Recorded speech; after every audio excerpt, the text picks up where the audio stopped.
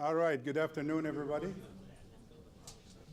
My name is Khalil Jahshan. I'm the Executive Director of Arab Center, Washington. I'd like to welcome all and every one of you to this briefing focusing on the future of the GCC, regional and international implications.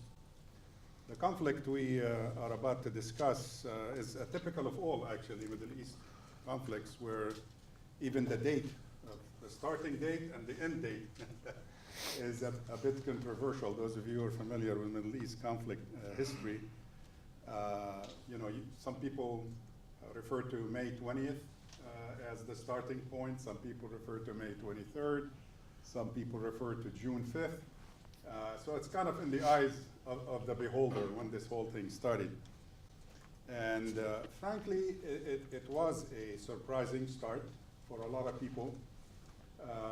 But I can't help but mention the fact that I was talking to an official of one of the countries involved in this conflict, who shall remain nameless, actually quite a few weeks before it started. And I say, how's it going? And he said, not too well. That was before the summit, actually, in Riyadh, in Saudi Arabia. And I probed a bit. I didn't get a lot of detail, but I got enough to figure out that something is about to happen in the region. So at least some of the key players in this conflict, I think we're fully aware that something is around the corner, something is about to happen. So I refer to it as the 15-week conflict, but you see some experts referring to it as the 6 weeks or the 5 weeks. It depends on where they want to start counting. But it has been an unprecedented conflict in many ways for those of us who are students and observers of the Gulf region of the Arab world, particularly at least on many different levels, actually. I see it personally as unprecedented in terms of the level of bitterness. I've been a frequent student and observer of the region, but a frequent traveler to the region, to all these different countries that are at each other's neck right now. And I find the bitterness that characterizes this conflict somewhat unprecedented. I mean, this is not the first conflict between them. I mean, let's face it, we all know that. It has never been that deep or that vicious as it has become. Particularly the vicious public discourse that has accompanied this conflict over the past few months is definitely, from my perspective, lacking in civility and somewhat contrary to the cultural restraints that we have seen in the past, particularly during conflicting periods, which makes it, for those of us who are interested in conflict resolution and have been advocating a peaceful resolution to this particular one, has made it actually somewhat more difficult to resolve because of the intensity of the feelings. And I find it also difficult as again, a student of politics, when you unleash your public in a bitter way, the way the publics are unleashed right now in the Gulf, without any venue for political participation in anything that is meaningful. You are basically unleashing lasting enmity. You're unleashing this viciousness that you and I probably see or read between the lines, or particularly those of us who go on Twitter and Facebook and what have you. It is somewhat alien to this region to see the intensity where there is no bars held. In other words, nothing sacred anymore. I mean, they go after men, women, religion, all not just political differences. It's just like everything is up for grabs, and that I think has added to the intensity of this conflict. The other point is mediation. We all know that definitely there is a regional effort at mediation under the leadership of Kuwait, and another mediation effort by the United States. But at one point, if you remember the first few weeks of the conflict, I jokingly tweeted that there are more parties willing to mediate this conflict than actual parties to the conflict. There were like 7 or 8 countries volunteering to mediate when there were only 3 or 4 countries that are conflicting with each other. It is kind of unprecedented, but unfortunately though, The fact that both of these efforts, whether the one led by the US or the one led before that by Kuwait, have somehow reached a dead end. It might be more precise to say they seem to be running in a cul-de-sac. You know, in terms of a dead end, you kind of hit a brick wall at one point and you stop realizing that there is nowhere to go. But a cul-de-sac, the parties keep going and moving, assuming that there is a movement, but really they are staying in the same spot and nothing has happened. My third comment on this conflict is basically its long-term ramifications. Again, as a student of the region with friendships cutting across borders, political borders, for many, many years, I find this conflict as contributing to probably irreconcilable differences in the future. I'm not sure. I'm still hoping for a political solution to this conflict, but I'm not sure it's possible anymore. I've never felt about earlier versions of this conflict or previous conflicts in the region as such, but I'm not very optimistic right now as to whether they're going to be able to solve this and put the conflict behind it. So our question today, will the GCC survive this crisis, and how will the crisis impact, if you will, both the mission, structure, and even the very relevance of the GCC as a regional organization? And to help us answer these questions, we have two of the most equipped scholars and practitioners dealing with this region, long history of that, and keeping up with the details of this conflict. For those of you who follow him on the internet, as I do, I'm always excited to see their comments and read between the lines in some of these comments. There is some real kind of interesting and wise comments being made regarding a very difficult issue. Our first speaker would be Kristian Coates Ulrichsen, a fellow for the Middle East at Rice University's Baker Institute for Public Policy. His research examines the changing positions of Gulf states in the global order, as well as the emergence of longer-term non-military challenges to regional security. He served in the past as a senior Gulf analyst at the Gulf Center for Strategic Studies and as co-director of the Kuwait Program on Development, Governance, and Globalization in the Gulf states at the London School of Economics. Dr. Ulrichsen consults regularly and has published extensively on the Gulf as well as the Middle East more broadly.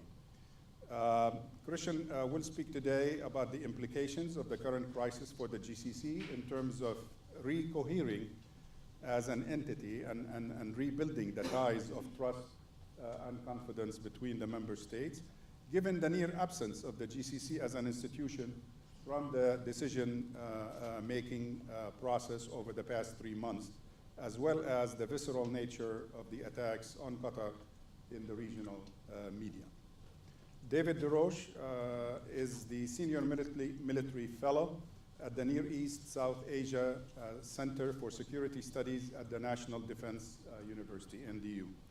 In the past, he served in the Office of the Secretary of Defense as the DoD liaison to the Department of Homeland Security, as the Senior Country Director for Pakistan, as the NATO Operations Director, and as the Deputy Director for Peacekeeping. He too teaches, consults, and publishes regularly on the Gulf, on terrorism, on defense issues, and security issues. David is an airborne ranger in the Army Reserve, and he will speak today about the impact of the current crisis on intra-GCC military relations and the security of the alliance, as well as its impact on US military interests in the Gulf. So at this time, before making just one more administrative announcement, one regarding the Q&A, there are cards on the table with pencils. If you have a question or a comment to make, I would appreciate it if you could do that in writing. Staff will pick them up and bring them up here, and we'll acknowledge you at the right time and direct your question to one of the speakers. The second announcement is we have a gift for you today. This booklet that was just issued today, okay, just for you. It's called Crisis in the Gulf Cooperation Council. These are papers that we have written, staff here at the center have written since the beginning of this crisis. So we're grateful to the hard work of the staff here at the center. And the articles have the names of their individual writers. And they deal with all aspects of the conflict, ranging from its kind of background and why it is starting, all the way to the demands being made, all the ways to the legal implications of these demands, and so on, with also different relevant documents attached at the end. On your way out from this lecture, make sure that you stop by the front desk, and somebody will hand you your copy of this to take home and enjoy reading this. At this time, I'd like to call on Professor Ulrichsen to deliver his remarks.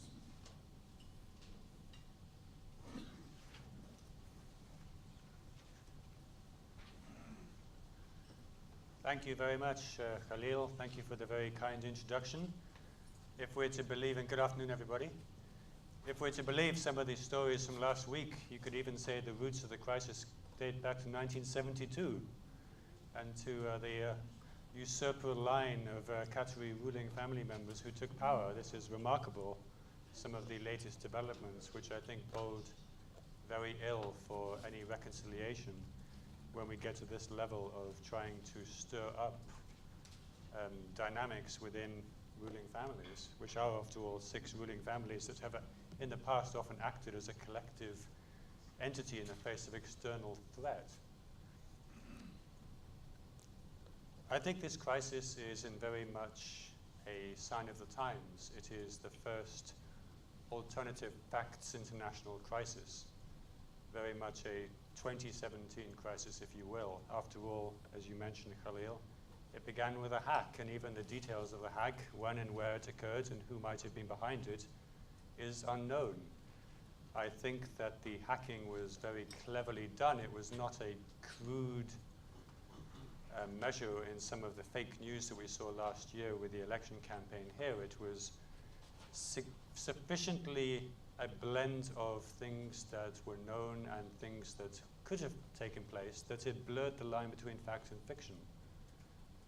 And I think this has been a line that we've been increasingly struggling to define the longer this crisis has gone on. We've had media stories, I think, of increasing imagination, perhaps, on all sides, but perhaps especially from one side.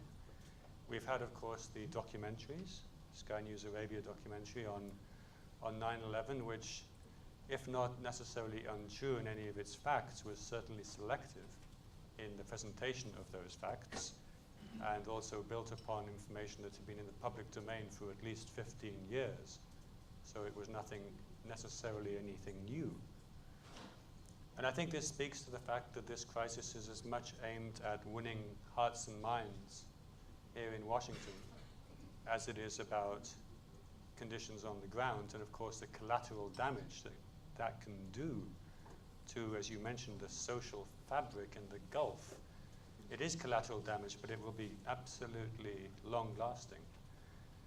The media campaign that began, I think it was no surprise we had a 2-week media campaign before the withdrawal of the ambassadors, I think was very much intended to soften up the ground, to have this 2-week campaign targeting Qatar as this destabilizing regional player, so that when action took place, people who may not have been an expert on that part of the world would just think, yes, I've heard a lot about Qatar, and it is playing an increasingly dangerous role. It's about time someone did something about it. So I think even the 2-week campaign that preceded the formal escalation on June the 5th had a purpose. And it was akin, I think, to lobbing a verbal hand grenade into the echo chamber to see it kind of reverberate and ricochet around and see what happened. Another factor of the crisis, which I think makes it more difficult to reconcile longer term, is that we've seen, at least since the first few days, we've seen very little in the way of a formal escalation. obviously the initial withdrawal of the ambassadors was accompanied by the trade and commercial measures taken against Qatar and the restrictions on the movement of people, which were unprecedented in the Gulf and which did represent a qualitatively different dimension to the 2014 crisis. But since then, what's been remarkable has been that every threat of formal escalation has not proven to be followed through. We had the 13 conditions, together with a deadline, an ultimatum, if you will, which weren't followed by formal escalation. Again, we had several meetings of the quartet, which again did not necessarily lead to formal follow-through. And I think that's probably because it has maybe been made clear to all the parties that formal escalation serves nobody's interests, particularly the United States and other international partners with interests on all sides of this dispute. Now that means, of course, that in the absence of formal measures, we've seen this doubling down and this intensification of the informal measures.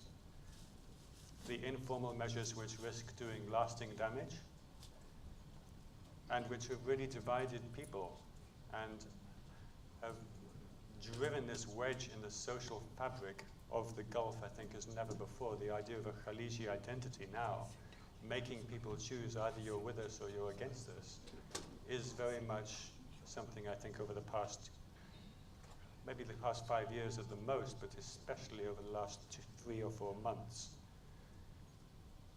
Cutting individuals' right to travel within the GCC, dividing Qataris from Emiratis, Bahrainis and Saudis, are really cutting along those lines that for 36 years had tried to bring the people of the Gulf together, especially Gulf nationals. The GCC, built upon freedom of movement, the Unified Economic Agreement of 1981, I think, or 82, again has been not necessarily shattered for good, but has been tested to the point of near destruction. People in trade can no longer now move freely across the GCC. You are seeing tiers developing, areas where they can move and areas where they can't move. Of course, the manipulation of ruling family dynamics that we saw over the past week or week and a half is itself unprecedented. I used to think of the GCC as a collection of 6 ruling families, very different, of course, and with very different histories, but nevertheless a chain who would act to protect that chain. A chain is only as strong as its weakest link. And were one of those links to be put under pressure, I always believed that the other links in that chain would rally around it, as happened in Bahrain in 2011, when it's often forgotten, Qatar also supported the GCC and the Peninsula Shield Force. So it's often, I think, forgotten in maybe some of the media discourse over the past few weeks. But Qatar was when we talk about Qatar's policy to the Arab Spring, yes, in North Africa and Syria, perhaps it was one policy, but in Bahrain, with of course the partial exception of the excellent Shouting in the Dark documentary, but Qatar took part in Peninsula Shield, and it was part of the GCC consensus, at least formally. So we've seen the manipulation of dynamics, which I think is a very slippery slope to start going down. And of course, who knows, once you take the lid off Pandora's box, who knows if you can then contain it. So I think other ruling families might be wise to perhaps reassess whether they want to go down that road to any greater degree than they have done. And the language has been unprecedented. We've started seeing references in the regional media to the Qatari regime. I mean, they're talking now about Qatar like they would talk about Iran. And again, what does this mean now for any notion of the GCC, when the GCC since the beginning often has been defined as much by whom they're against as by what they stand for? The GCC has always functioned best when there's been an external threat. Let's not forget it was formed in 1981 in the volatile aftermath of the Iranian Revolution and 9 months after the beginning of the Iran-Iraq War. Whenever there's been an external threat to rally round, It's brought the GCC closer together. You could perhaps argue that now, with Daesh more or less having been defeated in Mosul under pressure in Raqqa, there is less of an external threat, and this maybe gives greater maneuver for internal squabbling. But the language, the kind of labeling of Qatar as this sort of language that you would talk about your enemies rather than an integral part of the collective, I think is going to take a long time to get over, to forget and to forgive. And that brings me to a point about the GCC. Where does it go from here? On one hand, the GCC has been a success story. It's been a success story that has endured. It's one of the few interstate groups in the Middle East that has actually lasted for 36 years. It has often functioned best as a loose collection of states. It's failed in many cases to come together on big ticket items, such as a monetary union, such as foreign policy and defense policy, precisely because many of the states were, I think, concerned at least about the potential imbalance in power between Saudi Arabia, the regional hegemon, and the 5 smaller states. And this display of pressure from Saudi Arabia, of course with the UAE as well, on one of those smaller states will, I think, exacerbate those fears, those concerns that for much of the past 36 years have always reared their head whenever the GCC has tried to move towards a closer political or even economic union. We just have to think about the inability of the Peninsula Shield to become a unified GCC force after 1991, or even more recently in the cutting across the current fault lines when you had the monetary union project collapse after the UAE suddenly pulled out of the single currency in protest at the decision to situate the central bank in Riyadh and not Abu Dhabi. This played on concerns, I think, at the time that this would make the GCC even more Saudi-centric than it already was. So I think the pressure on Qatar has the potential to exacerbate one of the fault lines that for many years was already there. And it's no longer latent, it's no longer a potential what if, it's perhaps now a reality to analyze and to think about. In terms of the GCC as an institution, I think it's quite remarkable that we've heard very little from it over the past 3 months at every stage, neither in the formulation of the grievances, nor in the creation of the conditions, or in any form of mechanisms for mediation, which have, of course, been undertaken by His Highness the Emir of Kuwait, and of course by Secretary of State Tillerson, rather than the Secretariat or by the Secretary General. And my concern for the GCC is, why would a Qatari leadership or any other leadership, how can they rebuild trust in an institution that has either been unable or unwilling to prevent 3 of its members from turning on a 4th? And what guarantees institutionally could they receive that this will not happen again? After all, it's the second time in just over 3 years that we've had this coordinated withdrawal of ambassadors. But as I said, now it's accompanied by these measures which violate the entire principle of the Unified Economic Agreement. What implications would you have, not just for Qatar ever coming back into the GCC fold, but for the GCC as a whole, if Kuwait and Oman hold a different view, perhaps, than the view from Riyadh and Abu Dhabi? Both Kuwait and Oman have, for example, been much more proactive in reaching out over the past 6 months to Iran. Iran was one of the conditions that was placed upon Qatar, but let's not forget that in January, the Emir of Kuwait reached out to President Rouhani, who reciprocated by visiting Kuwait and Oman. We had the Emir and Sultan Qaboos really trying to defuse a lot of the tension.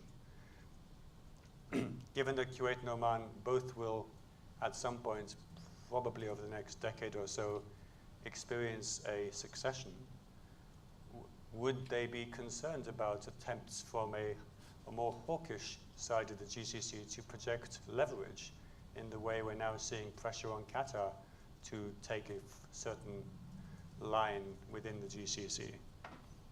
What happens when you no longer have Emir Sabah, who is the elder statesman of the Gulf at 88, or Sultan Qaboos, who at 47 years is the longest serving head of state in the Arab world? Does the advent of newer, not necessarily much younger, but newer leaders be a point of potential pressure that will be of concern to policymakers? And of course, this new GCC built about the Riyadh-Abu Dhabi axis, is that going to be a GCC that functions through the Secretariat in Riyadh, or continues, I think, to function on a bilateral basis, bypassing the Secretariat? And then, of course, where do you end? So these are, I guess, at the moment, unanswered questions. I hope to some extent that something may happen, or at least you may have some form of breakthrough next week when the Emir of Kuwait comes to Washington, D.C. At any rate, I would hope that the Emir would be able to impress upon the White House and the US government the concern for the long-term damage to the GCC. The Emir of Kuwait has, I think, from the beginning of this crisis, cast his concerns in terms of the GCC. So I'm hoping that it will get an airing at the top level of government here. I just think that a lot of the damage, as Khalil said, has already been done. This will be generational. It will be extremely difficult to dial down in terms of the rhetoric. Once you turn something on, you can't necessarily just put it back in its box and pretend it never happened, especially in this new world of social media and of kind of free-for-all, where people now can say things unfiltered and things that stay forever in electronic record. And so I think we're seeing a very divisive, perhaps the most divisive event of our time in the Gulf. It's not like an event maybe 20 years ago where you could have it carefully controlled through a flow of information. This is out there. It's going to be very difficult to put back. So with that, I'll hand over to David, but I look forward to your questions. Thank you very much.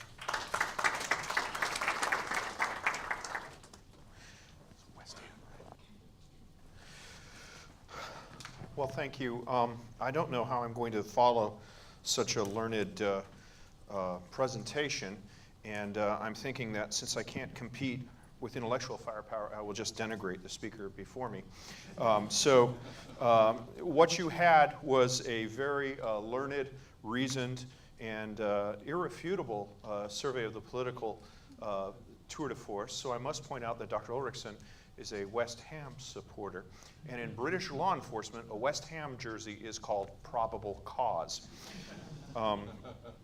This is my name, my Twitter, my Facebook. If you would like to follow me on social media, I'd appreciate it.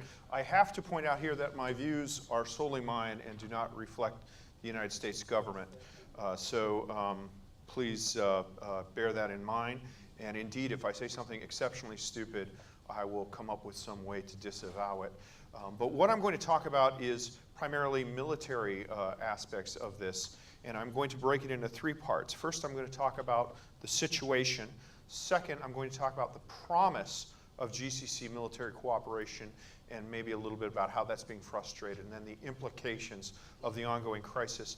Now, I should point out that I was in the Pentagon for 15 years, and I originally wrote this out as a script, and then I realized that I am professionally incapable of speaking without PowerPoint slides. And as most people in the Pentagon do, I prepared far too many slides to hold any human being's interest. So I'm going to just blow through a lot of these, but if there's something you want to go back through, I will be more than happy to take a challenging question, although I should point out if the question is too difficult, I will cry. First, let's talk about defense spending in the GCC as a percentage of GDP. No surprise here, Oman is the highest, They have a relatively small GDP. They also have an extremely well-established and professional security infrastructure with multiple armed forces, not all of which are under the command of the Ministry of Defense. Now, that's not uncommon in the region. Saudi Arabia has 3 armed forces as well, although 2 of them are currently directly or indirectly under the command of the Crown Prince, and it is an open question as to the future of the National Guard, which is in the process of recapitalizing its ground vehicle capabilities. The second way of looking at this is defense spending per man, and here, again, no surprise, Qatar spends the most on a per capita basis. We're among friends, and I said I'd speak frankly, but I believe the Qatari Armed Forces have a comparable number of general officers to the United States Army. The United States Army is 2 million, and Qatari Armed Forces are less than 15,000. So spending doesn't necessarily indicate quality or efficiency, and I think that there are some economies to be done here, but again, sometimes the spending is not done for purposes of military efficacy, it's done for purposes of social cohesion and regime maintenance. So that's the big picture. Now let's talk about the United States involvement, weapons sales. I should point out as a caveat here that it is, Kristian worked at the University of London. I am a graduate of the University of London. There are only 3 places in the world where people actually believe in Marxism. That's West Bengal Province, South Africa, and London. But one of the tenets of it, economic determinism, is deeply ingrained in academic and even analytical, the analytical mindset. And people really are driven by economic determinism. And folks who know better think that money transferred for weapons sales is a determining factor in policy. Now, I've written one piece for the Arab Center here, and I would urge you to go back and read it. It does not, it's a dip in the quality from what you would get from Imad Harb, for example, but basically, in the United States, the way our bureaucracy is done, the fact that our power is diffused, that we don't have a unitary government like they do in the United Kingdom, and the fact that our defense infrastructure is so big, arms sales are much less important to the United States than they are in, say, France or the United Kingdom. And so too much can be made of this, but that being said, this is what people want to hear about, so this is what I'm going to talk about. So first off, the big Saudi weapons buy announced at the Donald Trump Riyadh Summit. This is the THAAD surface-to-air interceptor. It's a near exothermic interceptor, which means it has roughly twice the altitude of Patriot, which is the interceptor that we know that's fielded throughout the Gulf except for Oman and Bahrain. Saudi Arabia announced their intention, or the United States announced their intention to sell 7 batteries of THAAD to Saudi Arabia in Riyadh. That's a huge purchase because the United States Army only has 7 batteries. The UAE is fielding 1 battery of THAAD, and Qatar has also announced their intention to acquire a battery of THAAD. This is the state of the art. This is what we moved to Korea to counter the missile launches. And it's important because when I go back to the promise of the GCC, we're going to talk a lot about missile defense. So these are previously approved sales. Now, I wrote a piece in War on the Rocks when the sale was announced, and I was able to go through some of the sources and figure out what was in the package. And what I realized was that this wasn't the art of the deal, it was the art of packaging. The arms sales deal in Riyadh was reported as being as high as $350 billion. I think that if everything on the table was exercised, it'd only be $110 billion. And of that, $23 billion had already been announced. So the items in black here had actually been notified to Congress under the Obama administration, prior, obviously, to Trump's trip to Riyadh. And the major items there are SLAM-ER and JSOW. These are precision-guided guided missiles. They're very expensive. They're not the same as the JDAMs. When we talk precision-guided munitions that are used in Yemen, for example, these are generally not those. These are advanced standoff. They're guided missiles. They are very expensive.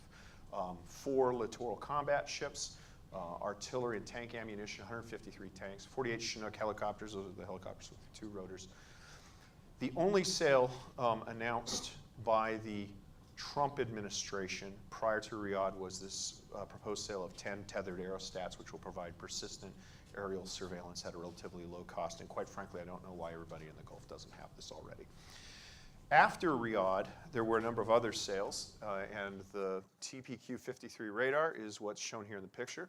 This is the Lockheed Martin counter battery radar. Basically, if you claim to have a modern armed forces, you have to have this. This allows you to track an incoming projectile, mortar most effective, howitzer less so because it has a lower trajectory, and then it calculates based on the trajectory of the projectile where it was fired from and then sends that firing solution to your artillery so that you can kill the people who sent the projectile at you. This replaces the TPQ-26 Firefinder, which was built in Fullerton, California, at a factory that my father briefly worked with. And then there were blanket training cases for the Air Force and the Navy, the Saudi Air Force and the Navy. So that amounts to about $25 billion of the 110. So people were saying, okay, where's the notification of the rest of the sales? Well, what happened was this man, Senator Bob Corker, decided as a result of the GCC kerfuffle, a pox on all your houses, no sales to any GCC country will go through until this is resolved. So think about this. The countries of the GCC have expended a great amount of time and effort, and I believe the building we're in right now is part, at least funded in part as part of, to project and develop and assume the roles of modern states which are on a par with the members of the North Atlantic Security Community and the advanced industrial states of Asia.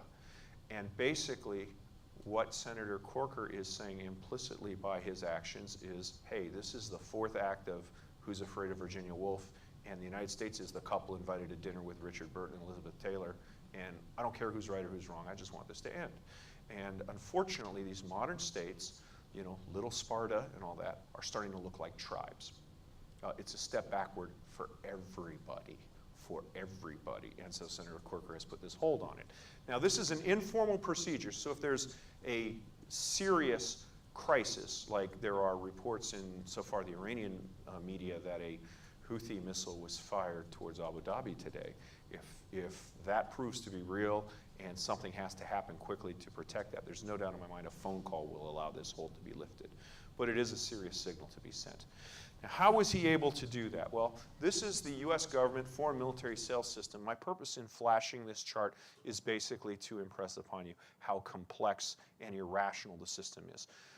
Engineers say that there are two types of systems. There's a system that is engineered, built for excellence to achieve a goal, and then there's a system that's scabbed, that's built up over time as a result of various different decisions for various things, and eventually comes to make no logical sense at all.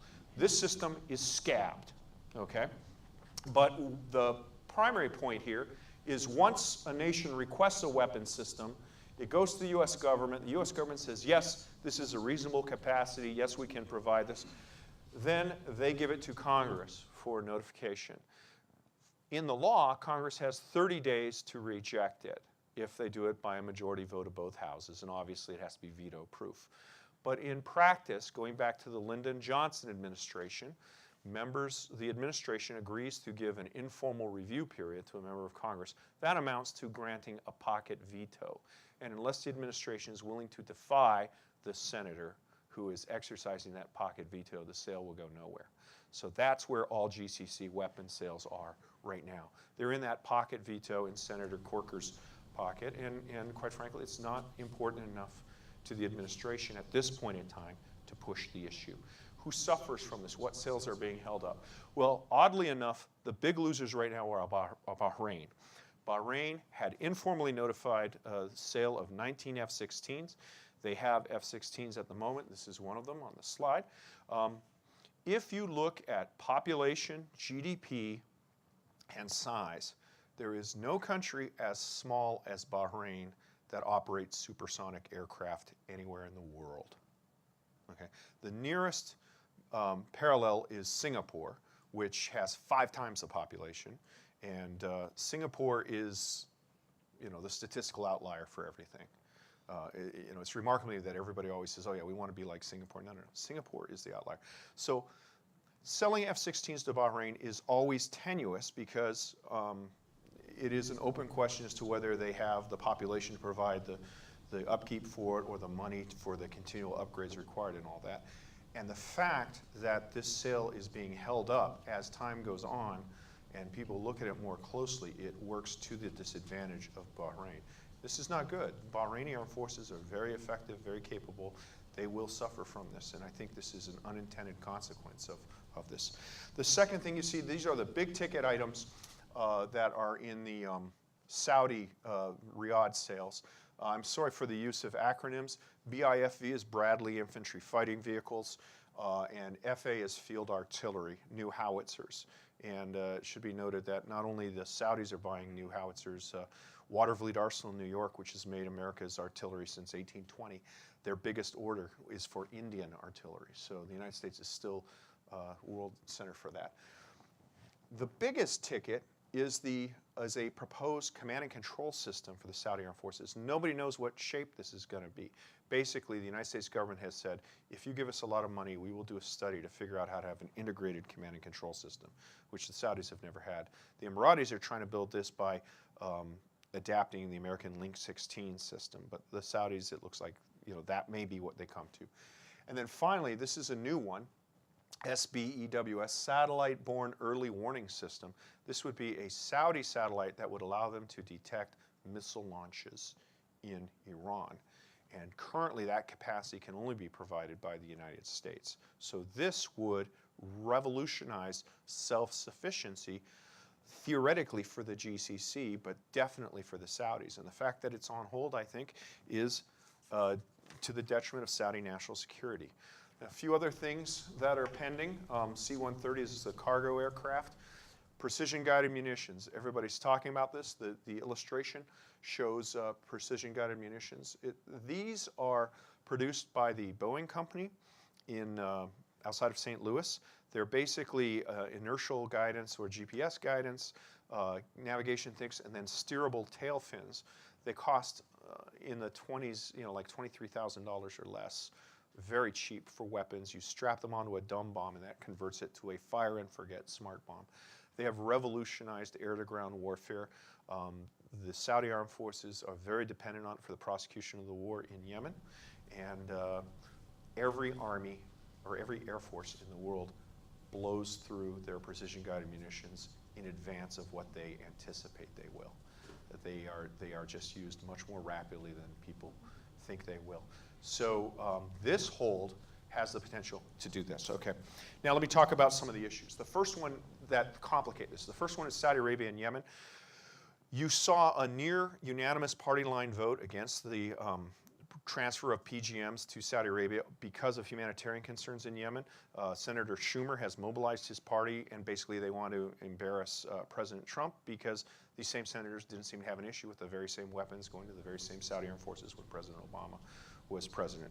The second one is the Trump factor. It is apparent to me from the outside that parties on both sides of the GCC dispute have mistaken the support and the amount of support they can draw on from President Trump for their position because, he shifts and he talks like a businessman, which is he tries out things, and his pronouncements are not statements of national policy, they're statements of his thought at the moment, and that confuses people.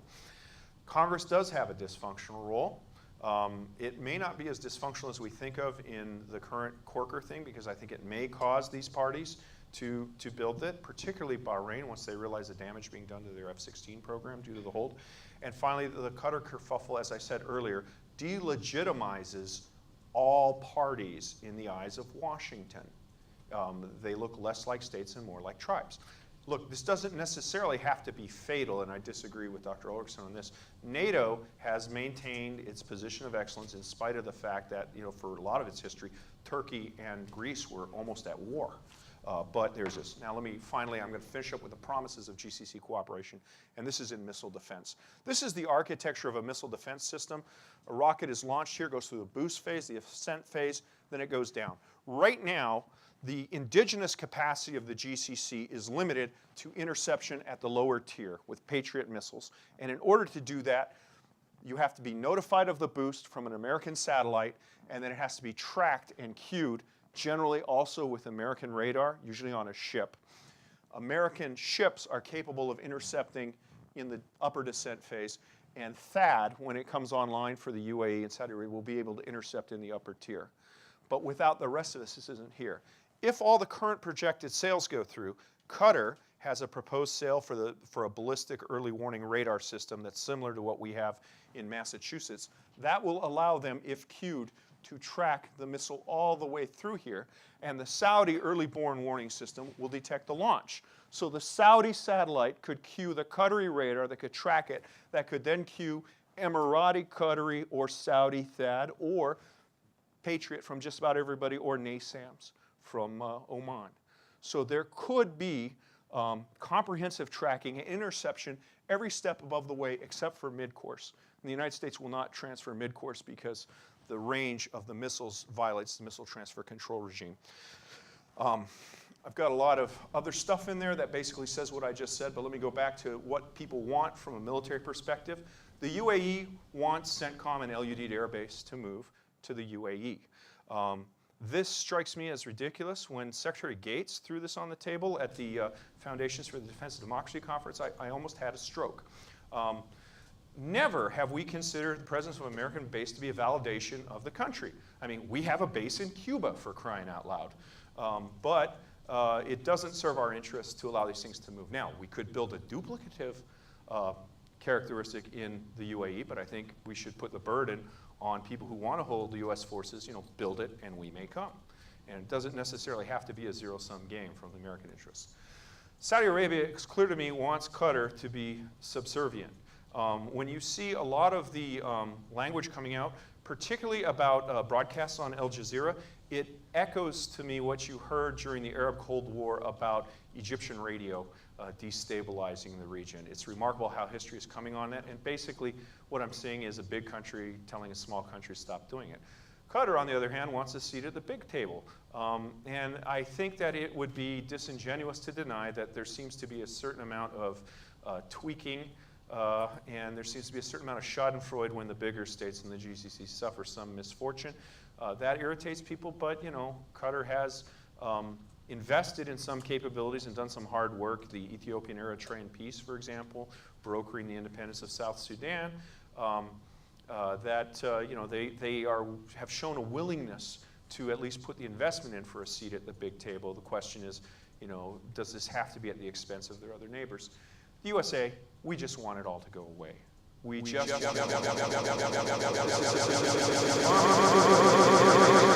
base, it should be pointed out, is the only one in the Middle East capable of landing, refitting, and then flying a B-52 at the current time, so we should not be casual about that capability. This is Qatar as it sees itself with its big role, and this is the man who is going to solve it all for us. And with that, I leave you for any questions.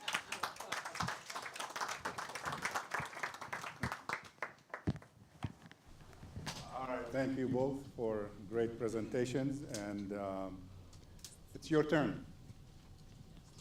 If you pass, just raise your hand and staff will pick up the questions. All right, this is addressed to me. In my introduction, I did say that I do not see a political solution. What is the alternative? The alternative is a political solution, and I'm hoping to be wrong. As I said or implied, that I'm willing to accept the surprise, and as Dave just said, hopefully, or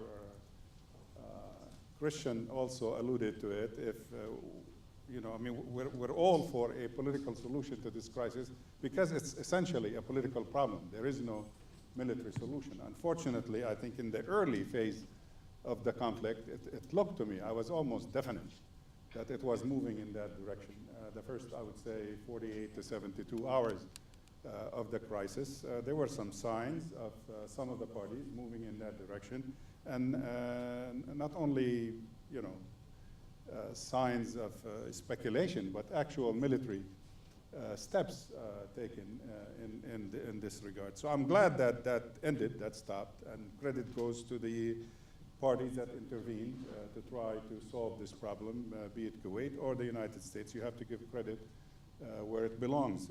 And, but I'm afraid that some parties that are still stubborn about solving this politically might, on their own, take permission, if you will, from the lack of a political solution to resort back to what we have seen the first 48 or 72 hours.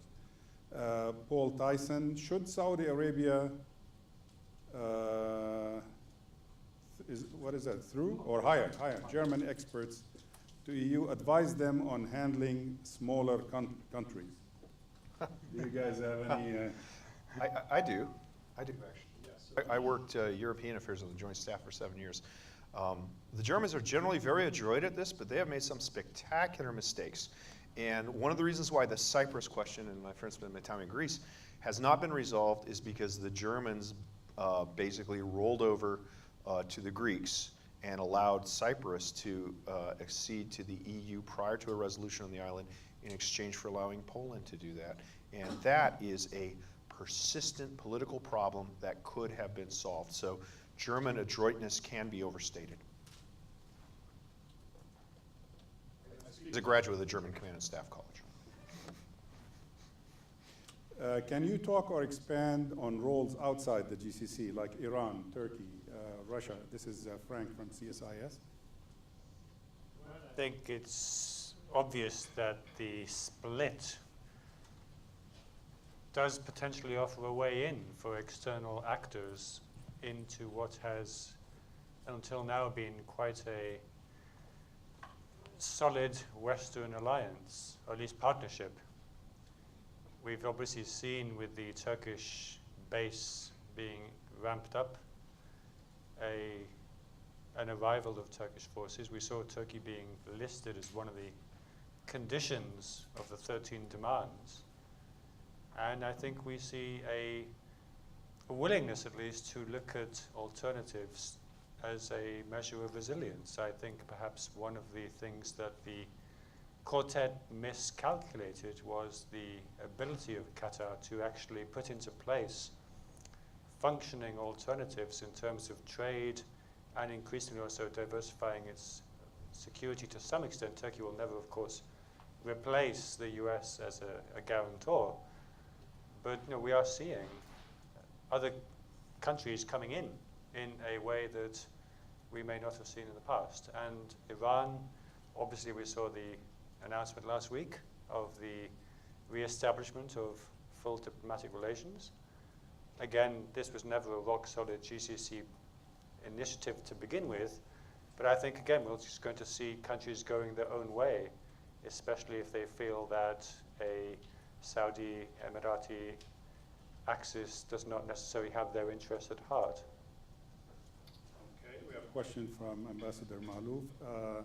Why isn't the U.S. intensifying its efforts to try to find a solution to this problem, festering among its closest allies? Yeah, sure.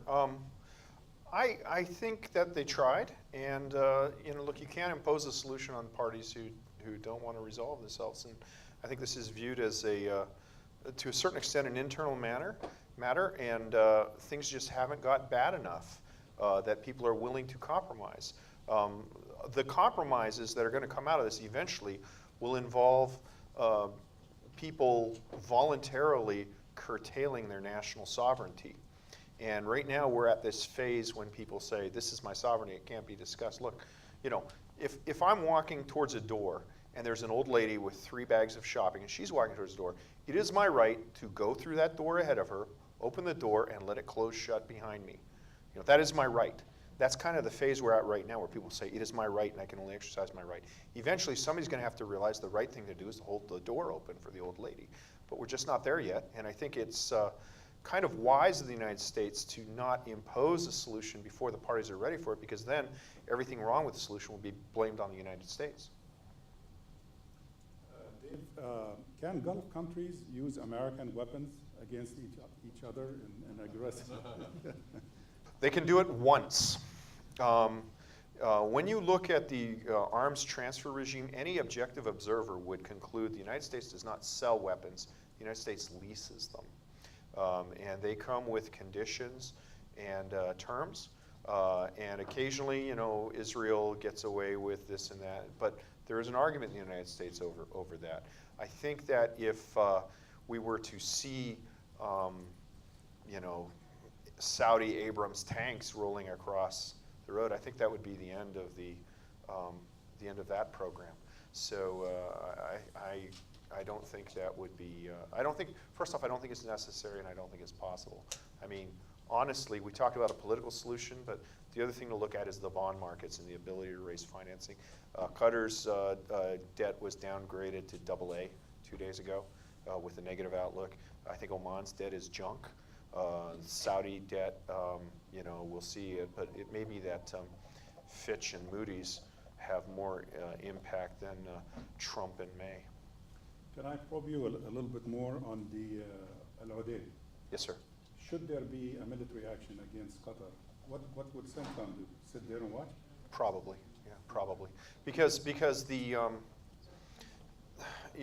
people look at bases and think that bases are entirely self-contained units that are capable of performing the full spectrum of military functions. The main function of al-udeid is command and control. What that means is it's primarily a dormitory facility with buildings that people go into to direct aircrafts, and then it has aircraft taking off at an expeditionary level, but it doesn't have tanks, it doesn't have armored vehicles, it doesn't have artillery. Okay, this is to Kristian from Khalil Al-Anani. To what extent do you see regime change in Qatar as a key factor in this crisis? Well, I think at the beginning there may have been a hope that the pressure that was placed at the start might have triggered some sort of move against the leadership. I think we've seen over the last week and a half as well that hope perhaps is still there. Again, I think a miscalculation has occurred whereby what has happened in practice has been that the population has instead rallied around the emir in an unprecedented manner in some ways, and really strengthened and solidified a sense of Qatari nationalism. And that, I think, has been unforeseen, at least in perhaps some of the protagonists' capitals, which may explain why it took them 3 months to figure out that they had a Qatari sheikh living in Saudi Arabia that they could produce. I think, Dave, you said this to our class yesterday at the Foreign Service Institute. It would have been wise to have unveiled him at the beginning of the crisis had he been available. Doing so 3 months in just sort of seems a bit like an act of desperation. But I think indicative of the fact that, yes, they would very much like to see a change. We initially saw a lot of rhetoric saying, well, the whole situation began in 1995 when Hamad took power. So they were kind of casting it in terms of we don't like the father emir. What I think was quite distinctive now is that we see the rhetoric going all the way back to 1972. So in a sense, it's not just saying, well, not just the father emir, it's the entire branch that we'd like to see out, which is an escalation of the kind of informal way. But again, I think indicative of the fact that regime change isn't necessarily, it's not going to happen, but they'd still like it to take place. I have a question from Adam Szymanski, CSIS. What is the worst reasonable case, and what would that mean? The worst reasonable case. Worst case scenario. Oh, worst case scenario. Well, first off, the GCC as an organization doesn't have to be fully functional to have value. So at the bare minimum, the GCC and Peninsula Shield provides a set of standard operating procedures. It provides a skeleton of a coalition of the willing that if a threat emerges, they'll be able to fold in on. So people talking about the long-term damage to the GCC, I think that's overstated from a military perspective. From a political perspective, can't be understated. But from a military perspective, doesn't really matter. The GCC, I think, is already providing value and will continue to do so. So the worst case would be that the Qatari, for fresh food, supplies now come through Iran. And what you can see is economic integration between Qatar and Iran, leading to political integration between Qatar and Iran, which is exactly the opposite outcome that the blockading powers want. And that is, it goes without saying, extremely counter to American national interests. Would you agree? Yeah, I think for Qatar, the longer-term impact potentially if it leads to cost overruns on the World Cup, especially as this was going to be the period when most of the spending was going to take place. If now you see bottlenecks beginning to develop over the longer term with supplies coming in, that would be, the World Cup is already an item that was kind of, very expensive, and if it kind of reduces further the margin for error and cost overspends, that could be something that the Qataris at some point could feel the squeeze, and that could also encourage the quartet to just keep up the pressure for as long as it takes, knowing that this may happen. So that might militate against an early resolution. Okay. Kristian, could you expand a little bit on the ideological dimension of this conflict? This is from Sumaya at George Washington University. Well, I think it goes back to very different conceptions of the role of Qatar in the Middle East, and clearly Qatar and the UAE in particular follow diametrically opposed response to the Arab Spring, and we're seeing that play itself out. In fact, you could argue that Sheikh Tamim succeeded his father, and 8 days later you had the change, the coup, whatever you would call it, in Egypt. So since the first week as emir, Tamim has been he's been faced with the legacy of the post-Arab Spring kerfuffle, to use your word. Qatar obviously took a bet on groups that it wanted to, it felt much more comfortable with the direction of change that were inimical to those national interests of Abu Dhabi and, to some extent, Riyadh. So we're seeing, in many cases, I think, the Saudis and Emiratis trying to deal with that issue once and for all, and perhaps taking advantage of as they saw it, a benign set of circumstances here in DC where key elements of the US government took a more favorable view of key issues like Islamism, like Iran, that aligned more closely with the Saudi Emirati point of view rather than the Qatari point of view. That may explain, to some extent, the timing. I mean, even the president himself referred to, in his tweets on the second day, he referred to things they had discussed in Riyadh and saying, great job. And so he almost drew a line himself between things that may or may not have been said and subsequent events. I think an example to that is a situation, I don't mind sharing it, it's a personal thing. Few Arab Americans, including myself, were sitting with Tamim, with the Emir of Qatar at one point, and one of my colleagues kind of cornered him with regards to basically, there are no democratic countries in the Gulf, and he quickly answered just like that. He said, I'm not a Democrat, but I'm not afraid of democracy. I think in a way that distinguishes him in many, many ways from other leaders. This is to David. James Ebersol-Denton's. From an engineering standpoint, how damaging could this dispute become for Riyadh in terms of missile defense?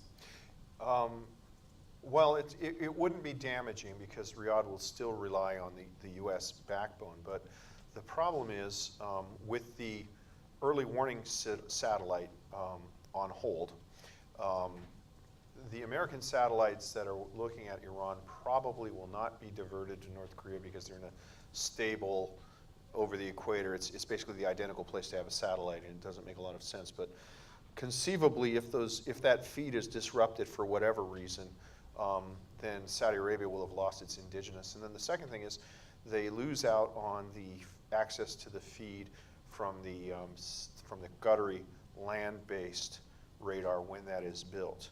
So it's not damage, it's a loss of potential. It's a loss of benefits, not an erosion from what they have, from an engineering standpoint.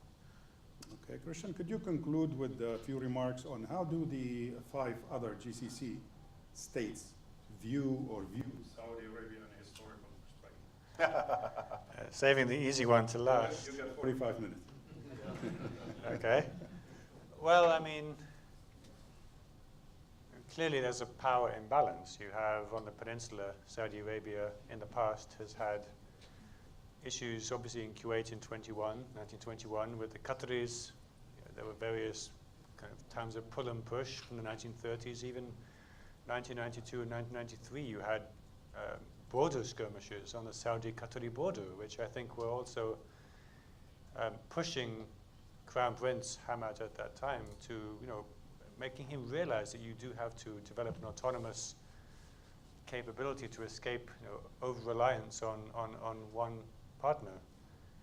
Obviously with the UAE in the past, they've had Buraymi in the 1950s. There was an issue in the 70s. Even in 2010, there was a small incident on the border which led to backup of trucks on both sides. I mean, there was an issue of maps. Oman, again, with the Buraymi. I mean, so, Bahrain, we all know about the intervention, which, was to restore order, but if you're a different kind of Bahraini, you would see it very differently. So this, again, goes back to what I was saying, that this display of leverage, of pressure from the larger power on some of its smaller neighbors, it does exacerbate a lot of potential concerns among those smaller countries. The other 5 states are, after all, very small states in a volatile part of the world, surrounded by 3 much larger and at times expansionary powers. Kuwait, in the case of Iraq, Bahrain and the UAE with Iran, and that role historically for the Qatari has been Saudi. So this will reawaken, I think, just some memories. And just as the legacy of Kuwait in 1990 for Qatar was the need to develop long-term international partnerships that bring people in to give you a stake in your stability. When you're invaded, you have coalitions mobilizing to defend you because there's something at stake. That was, I think, a reason for Qatar to begin building its LNG capacity. I think the same legacy will come out of this crisis too, where Qatar was very quick, as we've said, to diversify its relationships with Turkey, with Iran, potentially with Russia. I mean, Putin called Emir Tamim right after Trump's tweets, for example. So again, not have all your eggs in one basket, and to make sure you have a diverse group of external partners to make sure that you're not caught cold if one of them goes south. Great. Thank you very much, ladies and gentlemen, for being here. Thank you for those who are watching on live stream. Let's give a hand to both our guest speakers for enriching our knowledge of this conference. Thank you very much.